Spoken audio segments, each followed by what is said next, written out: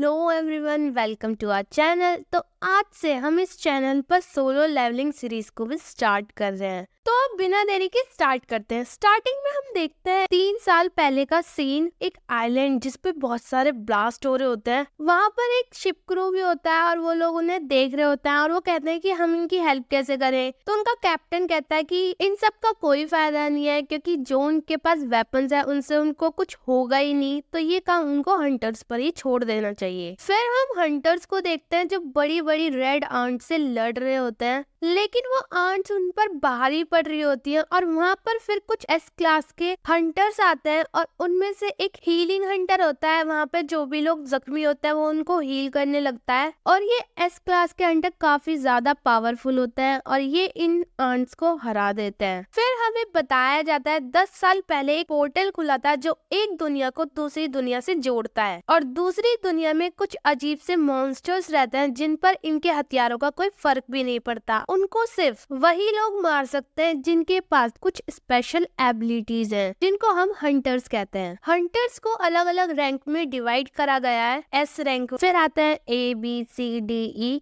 यहाँ पर तुम्हें एक बार जो रैंक मिल गई तुम्हें उसी के साथ रहना होगा, तुम अपनी रैंक को नहीं बढ़ा सकते। फिर हमें प्रेजेंट डे का सीन दिखाया जाता है और हमें एक बंदा दिखाया जाता है, किम, जो अपनी कॉफी वगैरह पी रहा होता है। उसके सामने से एक और बंदा आता है, पार्क। किम उससे बोलता है मुझे तो लगा था तुम हंटिंग छोड़ दोगे। तो पार्क कहता है कि मेरी वाइफ प्रेग्नेंट हो गई थी, इस वजह से टाइम नहीं मिला, लेकिन मैंने दोबारा ज्वाइन कर लिया। फिर हमारा मेन लीड रोल संग आता है जिससे सब हाय हेलो कर रहे होते हैं। पार्क पूछता है ये बंदा है कौन। तब किम बताता है कि ये बंदा सबसे लोएस्ट रैंक का हंटर है, ये बहुत ज्यादा कमजोर है। जब ये लोग सबसे लोएस्ट रैंक E के पोर्टल में गए थे तो सबसे ज्यादा चोट इसे ही लगी थी, ये तो हॉस्पिटल भी पहुंच गया था। फिर संग एक लड़की से मिलता है, जूही। वो संग को लेके बहुत ज्यादा कंसर्न दिखाती है और कहती है तुम अपना ध्यान नहीं रख सकते, तुम्हें हमेशा चोट लगती रहती है। फिर इन लोगों की एक मीटिंग होती है और इनका कैप्टन बताया जाता है कौन है और फिर ये लोग एक D रैंक के पोर्टल में जाते हैं। संग के पास एक नाइफ होता है जिसके अंदर थोड़ी बहुत मैजिकल पावर है, उसकी इनकम के हिसाब से वो अभी यही अफोर्ड कर सकता है। फिर हमें प्रेसिडेंट को दिखाया जाता है जिनकी मीटिंग होती है गवर्नमेंट के साथ और हमें यहाँ बताया जाता है जब हंटर्स हंटिंग के लिए जाते हैं तब उनको वहाँ पे क्रिस्टल्स मिलते हैं कुछ, जिनको ये लोग बेच के पैसे कमाते हैं। यहाँ पर संग को भी एक क्रिस्टल मिल जाता है जिसकी वैल्यू कम होती है, लेकिन उसका पहला क्रिस्टल होता है ये। तभी शंख के ऊपर एक गॉब्लिन अटैक करता है, यहाँ पर उसका नाइफ भी टूट जाता है और उसके पेट को वो चीर देता है। एक हंटर उसको बचाने के लिए आ जाता है और जूही उसको हील करने लग जाती है और वो एक अपर रैंक हंटर है। शंख देखता है कि सब अपनी जी जान से लड़ रहे हैं और हमें बताया जाता है ये जो क्रिस्टल्स मिलते हैं, जितने पावरफुल मॉन्स्टर को मारते हैं उतना बड़ा क्रिस्टल मिलता है और इन क्रिस्टल से हथियार भी बनते हैं। और जो गवर्नमेंट है वो इनके ऊपर रिसर्च करके एक एनर्जी सोर्स बनाना चाहती है। यहाँ हंटर्स मॉन्स्टर्स के बॉस को मार देता है, लेकिन उनको ज्यादा क्रिस्टल्स नहीं मिलते उनसे। फिर इनको दिखती है गुफा, इनको लगता है कि इसके अंदर और भी मॉन्स्टर्स होंगे और क्रिस्टल्स मिलेंगे और इनको ये रिपोर्ट देनी होती है। अब इनको क्रिस्टल्स तो ज्यादा मिले नहीं है तो पैसे भी कम मिलेंगे, तो ये अंदर जाने के लिए वोट करते हैं। 6 वोट हो जाते हैं। बस लास्ट में संग बचता है जिसने अभी तक वोट नहीं कराया। वो सोचता है उसके पापा कहीं गायब हो चुके हैं, उसकी मम्मा हॉस्पिटल में एडमिट है, उसको हॉस्पिटल फीस पे करना है, उसकी बहन कॉलेज जाती है, उसका फीस भी पे करना है, तो घर की सारी रिस्पॉन्सिबिलिटी उसके ऊपर है। तो वो अंदर जाने के लिए हाँ कर देता है। फिर हमें हंटर एसोसिएशन का सीन दिखाया जाता है जहाँ पे एक लड़का एक मशीन को टच करता है और उससे पता चलता है कि उसकी मैजिकल पावर क्या है, कैसी है और कौन सा रैंक दिया जाएगा उसको। वहाँ पर एक आदमी मिस्टर चोई से बात कर रहा होता है। मिस्टर चोई वो है जो एक S रैंक हंटर है। चोई उससे कहता है किसी भी एज का कोई भी जेंडर हो, अगर उसके अंदर टैलेंट है तो उसको अपनी एसोसिएशन में ले लो, क्योंकि चाहे के कंपैरिजन में कोई भी नहीं है। फिर हम देखते हैं कि 2 गुंडे एक औरत का बैग लेके भाग रहे हैं। उनके सामने एक लड़की आती है और वो कमाल की एंट्री लेती है और उनसे उसका बैग भी ले लेती है और ये ही लड़की चाहे है। वो वहाँ से भाग जाती है क्योंकि लोग उसे पहचान लेते हैं, क्योंकि वो एक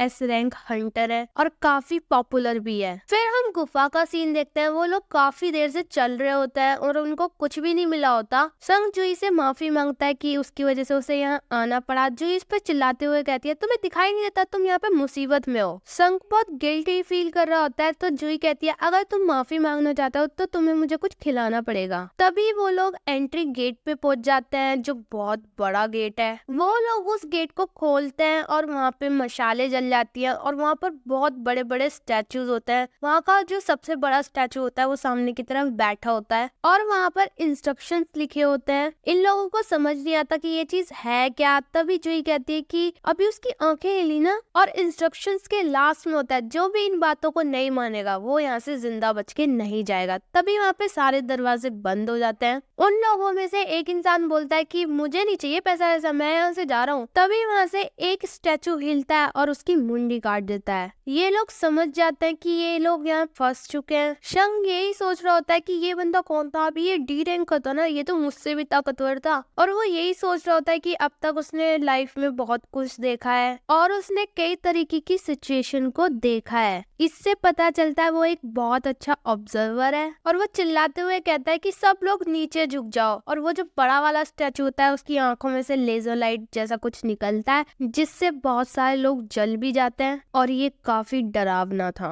अब इनको लगता है कि ये लोग मर जाएंगे। संग उनसे कहता है कि कोई भी हिलना मत, नहीं तो सब मर जाओगे। यहाँ पर जुई की हालत बहुत ज्यादा खराब है और इनका लीडर संग के पास आता है और कहता है कि तुमने ही नोटिस किया था ना, ये चीज तुम्हारी वजह से हम बच गए। लेकिन उनके लीडर का एक हाथ कट जाता है। संग उनके हाथ पे पट्टी कर देता है ताकि खून रुक जाए और उनका लीडर उनसे कहता है कि ये मुसीबत जो है एस रैंक या फिर ए रैंक की मुसीबत हमारे ऊपर आई है। अब वो इंस्ट्रक्शंस को याद करता है जिसमें फर्स्ट रूल लिखा होता है कि गॉड की पूजा करो, सेकंड रूल गॉड की जय जयकार करो, थर्ड रूल गॉड को मानो, और जो इन रूल्स को फॉलो ना करे वो यहाँ से बचकर नहीं जाएगा। संग समझ जाता है कि ये बड़ा स्टैचू ही गॉड है। फिर हम एक लड़की को देखते हैं, सोंग जी, जिसने अभी अभी हंटर एसोसिएशन को ज्वाइन किया है। वो संग जिन वो की बहन जिना की फ्रेंड है जो जिना से पूछती है तुम्हारा भाई भी एक हंटर है ना। जिना कहते कि हाँ, लेकिन वो एक ई रैंक हंटर है इसलिए उसके हमेशा लगती रहती है। तो सोंग ये कहती है कि अगर वो उसकी जगह होती तो ऐसा नहीं होता। फिर हम जिनवो को देखते हैं जो सोच रहे होते हैं कि कैसे यहाँ से निकले। तभी एक हंटर चिल्लाते हुए कहता है मैं यहाँ नहीं मरूंगा। उसकी पावर है कि बिजली से तेज भागना। तो वो कहता है कि मैं इतनी तेज भागूंगा कि स्टैचू मुझे नहीं मार पाएगा, लेकिन वो स्टैचू उसको मार देता है। जिनवो वहाँ के रूल्स याद करता है और खड़ा होके अपना सर झुका लेता है जिससे वो स्टैचू उसको नहीं मारता। तो जिनवो कहता है कि सभी लोग स्टैचू के सामने अपना सर झुका लो, जब तक उनके सर नीचे है वो स्टैचू उनको नहीं मारेगा। वो स्टैचू ये देख के बहुत खुश हो जाता है और क्रीप सा स्माइल करता है।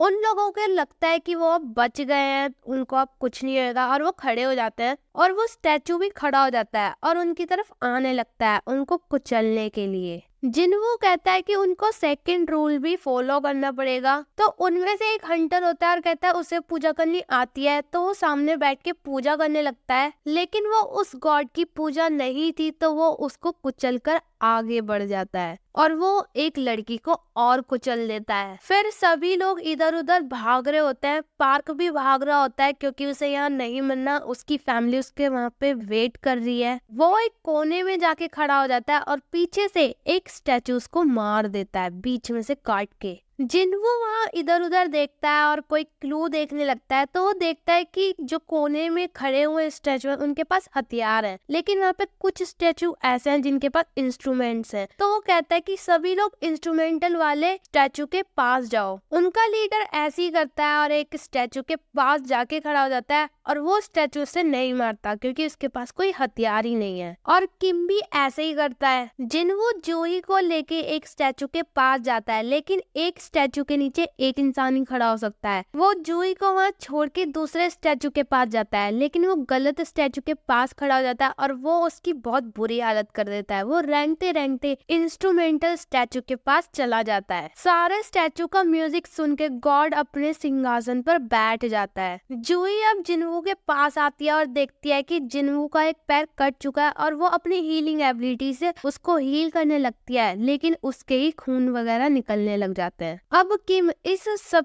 चीज के लिए जिम्मेदार उनके लीडर को ठहराता है। लीडर अपनी गलती भी मान लेता है। तभी वहाँ पर एक प्लेटफॉर्म बनता है बीच में। जिन्वू समझ जाता है कि ये एक ऑल्टर है और इस पर गॉड को एक बलि चाहिए। थर्ड रूल यही है। किम लीडर के ऊपर तलवार रखकर बोलता है कि तुम अपनी बलि दो अब, और लीडर चला भी जाता है। जैसे ही वो ऑल्टर के पास पहुंचता है, वहाँ पर एक आग जल जाती है। उसको समझ नहीं आता कि वो अब क्या करे, तो जिन्वू से पूछता है। जिन्वू कहता है कि उसको ऑल्टर पास से देखना है। तो दो लोग उसको उठाकर ऑल्टर के पास लेके जाते हैं, जिस वजह से वहाँ 3 आग और जल जाती हैं। जिन्वू वहाँ कहता है अगर वो यहाँ ऐसे ही बैठे तो उनको रेस्क्यू करने के लिए लोग आएंगे। तो लीडर कहता है कि नहीं, इस पोर्टल को खुले हुए 7 दिन हो चुके हैं। इससे पता चलता है कि पोर्टल के डंजन बॉस को 7 दिनों के अंदर मारना होता है। अगर ऐसा नहीं करा तो वो इंसानी दुनिया में चले जाते हैं, और अगर ये लोग यहाँ पर हारे तो ये गॉड स्टैचू भी बाहर पहुंच जाएगा। फिर सभी हंटर वहाँ पर खड़े हो जाते हैं और उनके लिए एक एक आग जलती है। फिर उनकी आग के पीछे एक नीली आग जलती है जो एक टाइम की तरह है, और वहाँ पे जो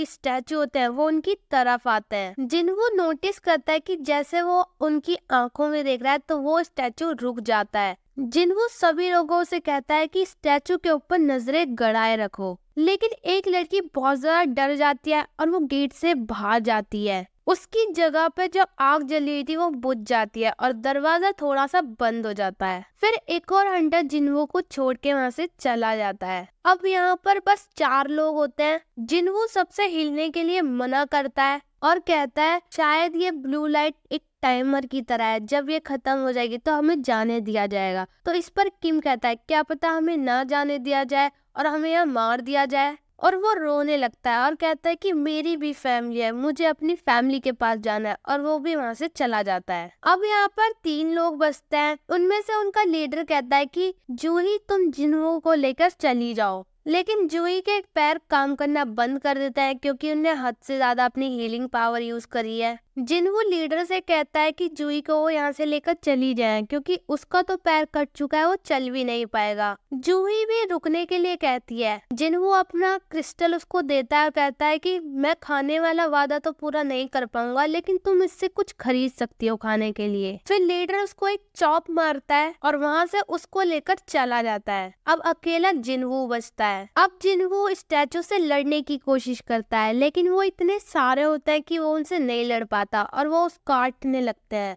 अब जिन्वू हिल भी नहीं पा रहा होता और वो सोचता है काश उसको एक और मौका मिले जीने का। वो मरना नहीं चाहता और नीली आग भी बुझ जाती है। उसके सामने एक स्क्रीन आती है जिस पर लिखा होता है कि आप प्लेयर बनने के लिए क्वालिफाई हो चुके हो और आपका दिल अब 0.2 सेकंड में धड़कना बंद कर जाएगा। और वहाँ पर यस और नो का साइन होता है। यस पर क्लिक हो जाता है और जिन्वू को होश आता है एक हॉस्पिटल में। जिन्वू देखता है उसके जो हाथ पैर कट गए थे वो ठीक हो चुके हैं। तभी वहाँ हंटर एसोसिएशन सर्विलेंस टीम के 2 मेंबर आते हैं और वो खुद को इंट्रोड्यूस करता है। एक का नाम होता है वो जिनचुल और एक का नाम होता है कांग ताइशिक। जिन्वू पूछता है कि आपको मुझसे क्या काम है, तो जिनचुल बताता है कि तुम यहाँ पे 3 दिन से बेहोश हो। तो जिन्वू पूछता है तो मिस्टर सॉन्ग और जूही कैसे हैं? जिनचुल बताता है मिस्टर सॉन्ग का एक हाथ कट चुका है तो वो हंटर नहीं बन सकते, तो उन्होंने रिटायरमेंट ले लिया है। और जूही उनको साइकोलॉजिक शॉक लगा है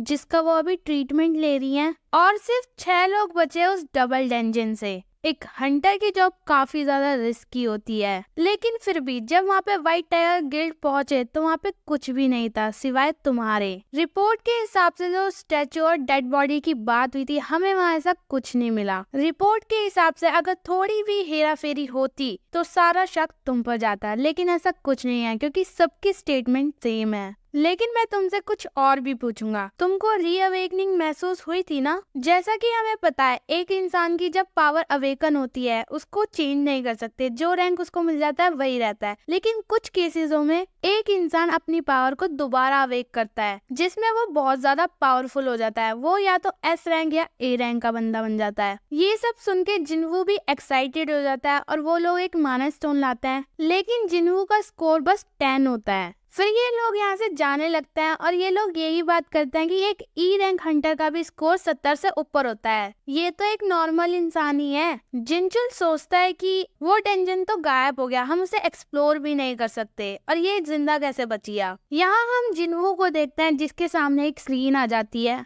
वो सोचता है उसने ये चीज पहले भी देखी है, लेकिन वो उसे टच नहीं कर पाता। तभी वहाँ पे जीना आ जाती है और वो उस पे चिल्लाती है, तुम अपना ख्याल क्यों नहीं रखते? तुम्हें पता है मैं कितना परेशान थी? इतनी मुसीबत तो किसी पर भी नहीं आती जितनी तुम पर आती है। अगर तुम सुधरोगे नहीं तो मैं अपना स्कूल छोड़ के जॉब करने लग जाऊंगी, ताकि तुम्हें ये हंटर का काम ना करना पड़े। जिन्वू कहता है ठीक है, लेकिन तुम्हें ये दिखाई दे रहा है? तो जीना कहती है क्या? तो जिन्वू कहता है कुछ नहीं। वो सोचता है कि ये डिस्प्ले सिर्फ उसे ही दिखाई दे रही है, तो वो उससे गेम के बारे में पूछता है कि मैसेजों को कैसे देखते हैं। जीना कहती है मैसेज बॉक्स में जाके सिंपल, और जीना वहाँ से चली जाती है। जिन्वू के सामने बहुत सारी स्क्रीन खुल जाती है और वो देखता है कि उन पे कुछ कुछ लिखा हुआ है कि ये सिस्टम एक प्लेयर को डेवलप करने के लिए बनाया गया है, और वहाँ पे कुछ गोल्स भी लिखे रहते हैं। अगर तुम वो नहीं करोगे पूरे तो तुम्हें पेनल्टी देनी पड़ेगी। जिन्वू इन सबको इग्नोर कर देता है। वहाँ जिनचुल चेयरमैन गो से बात कर रहा होता है और कहता है जिन्वू की कोई सेकंड अवेकनिंग नहीं हुई है। ये केस पहले डेंजन केसों की तरह नहीं है, लेकिन इसको हम स्पेशल केस में डालेंगे। फिर हम मिस्टर चोई को देखते हैं जो मिस चा से कहता है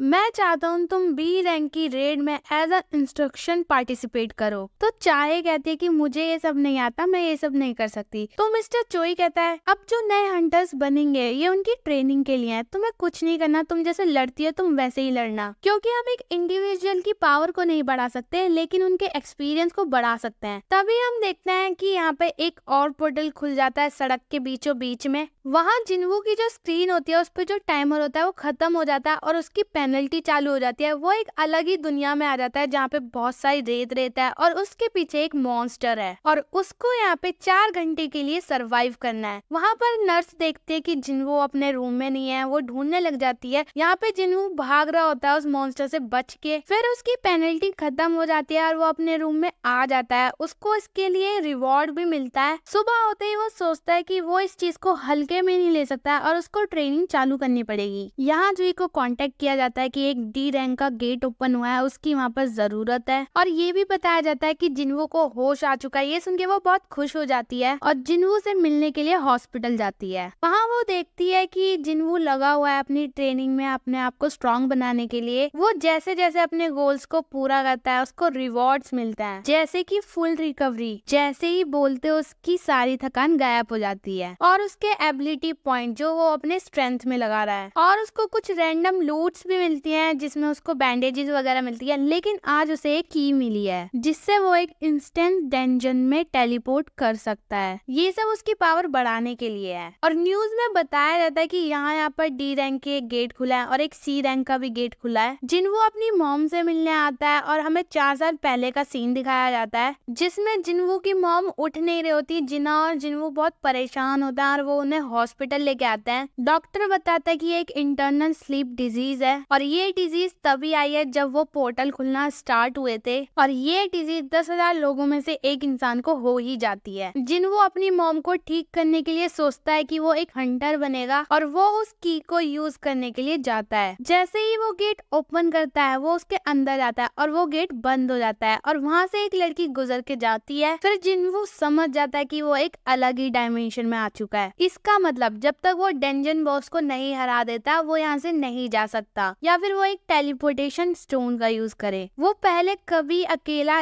ऐसे डंजन पोर्टल में नहीं आया है। तभी उसके सामने 3 गॉब्लिन आ जाता है और वो सोचता है कि पहले गॉब्लिन ने उसको मारा था। वो जैसे तैसे उन गॉब्लिन को मार देता है। तभी पीछे से वुल्फ टाइप एक मॉन्स्टर आता है और वो उसके नाइफ को भी तोड़ देता है और उसको एक खरोच भी आ जाती है। वो सोचता है कि उसके पास यहाँ पे कोई हीलर नहीं है तो उसको यहाँ बच के रहना पड़ेगा और वो उस पर अटैक करता है। यहीं पर ये वाली वीडियो खत्म होती है। आगे के एपिसोड हम नेक्स्ट वीडियो में कवर करेंगे। तब तक के लिए बाय बाय। और हाँ, सब्सक्राइब करके जाओ।